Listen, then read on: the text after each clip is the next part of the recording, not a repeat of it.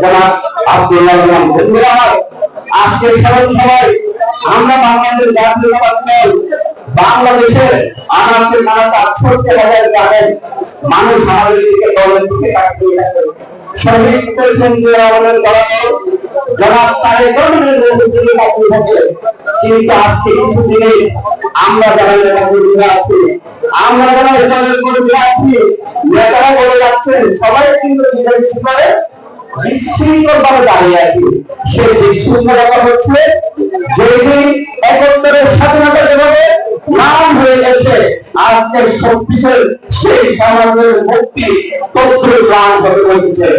একটা দল সেদিন 71 সালে যে যারা পরাজিত শক্তি তন্ত্রবাজকে 24-এ এসে সেই পরাজিত শক্তি আবার একত্রিত হয়েছে আমাদের বিশৃঙ্খলার কারণে।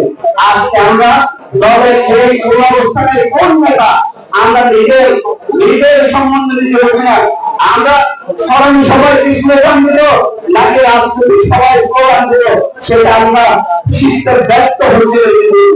আমাদের জাতীয়তাবাদী দল এমন একটা দল, আমাদের যে কনসেপ্ট দিয়ে গেছেন শহীদ প্রেসিডেন্ট জিয়া রহমান এবং যে কনসেপ্টের নেতৃত্ব দিয়ে গেছেন দেশ নেত্রী বেগম খালেদা জিয়া, এবং আজকে যে কনসেপ্টের নেতৃত্ব দিচ্ছেন সারা বাংলাদেশের 18 কোটি মানুষের দেশ নায়ক তারেক রহমান, আমরা সেই কনসেপ্ট নিজেকে নিজের পালন করতে আমরা দিন দিন ব্যর্থ হচ্ছি। আমরা নিজেরা নিজেদেরকে একজন কর্মী হিসেবে প্রমাণ করতে ব্যর্থ হচ্ছি। আজকে আমি কর্মী, আজকে এখানে যিনি প্রধানমন্ত্রী মন্ত্রীরা আছেন তিনারা আজকে ওখান থেকে আজকে তারা সরকার এখানে চলেন। আপনার মনে রাখতে হবে, আমার মনে রাখতে হবে, আপনি একজন দলের আদর্শিক কর্মী যখন নিজেকে নিজে মনে করবেন তখন আপনি সংগঠিত থাকবেন। এই দেশে শহীদ প্রেসিডেন্ট জিয়া রহমানের যে আদর্শ উদ্দেশ্য সেটা বাস্তবায়ন হবে, বেগম খালেদা জিয়ার যে সেটার পরীক্ষার মূল্যায়ন হবে। এবং আজকে আমাদের আপনাদের নেতা সারা বাংলাদেশের নেতা দেশ নায়ক তারেক রহমানের কনসেপ্টটা বাংলাদেশের মানুষ সুফল পাবে।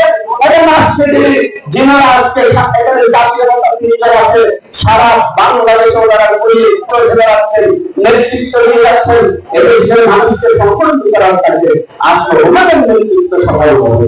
বন্ধুরা আমার এই স্মরণ সভায় আমি সময় নিলাম না, আজকে আমার এখানে বক্তব্য আমি জিনে নিচ্ছি। আসসালামু আলাইকুম।